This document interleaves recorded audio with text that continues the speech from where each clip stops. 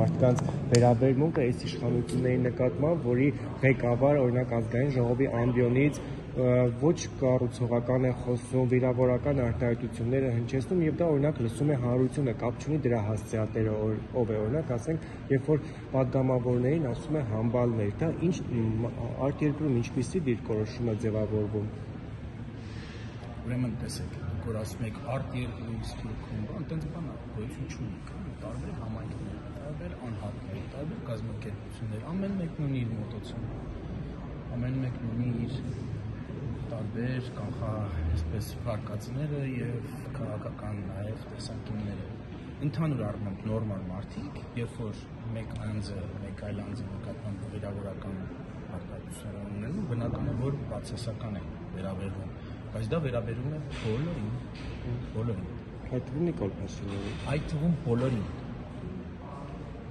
Ուզում եմ ասել, դուք հիմա էլի քաղաքական հայտարարության տեքստով հարց տվեցիք, ես ձեր հարցին չեմ պատասխանում, որովհետև ձերը դուք մի ուղղություն եք տանում։ Չէ, ոչ մի ուղղություն չենք տանում, մենք դատապարտում ենք եւ ընդդիմադիրների վարքագիծը խորհուրդ տանում Հայոյանքի մշակույթը, որը այսպես արմատացել է արդեն Հայաստանի քաղաքական օրակարգում։ Այդ դեպքում, եթե այդ է ձեր հարցը, մենք համամիտենք, որ միջին ստատիստիկայի մարդը, լինի դա Հայաստանում, թե Սփյուռքում, բնականորեն դրականորեն չի նայում, երբ որ մարդիկ իրավահայտվում են կամ վիրավորվում են եւ այլն։ Օրինակ, երբ